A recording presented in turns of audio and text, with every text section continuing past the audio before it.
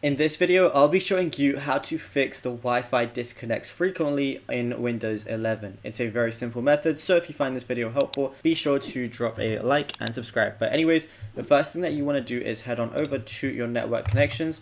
So we're just going to type in network and internet, or you can just type in network and you're going to see view network connections, which is where we want to be anyway. But I was going to go to network and internet, then just find your Wi-Fi or Ethernet, whatever it may be. Right now I'm currently on Wi-Fi and this is it. So all you want to do is double click on that. It's going to open up something like this, and all you want to do is open up your properties. So once you open up properties, it's going to look something like this, and we're just going to go ahead to configure. And then all you want to do once this is open is go to the driver tab and then try and update the driver. Search automatically for drivers, and if you already have the best one installed, that's okay. But now all you want to do is go to the advanced tab. Now once you're here, there's actually a few things that you're going to want to do. So there's this one, it's just 802.11. You can just turn this to disabled. It might reset your internet quickly, but it's okay. Then any power saving mode, you can also just turn those to no SMPS. And anything with like sleep or wake on magic packet, I would definitely recommend disabling these as well. Next thing I would definitely recommend doing is, if you are on Wi-Fi, try using an Ethernet cable. And if you're not close to the router, another thing that I would definitely recommend is going onto like a website like Amazon or anything like that, and then just searching up for a power line adapter.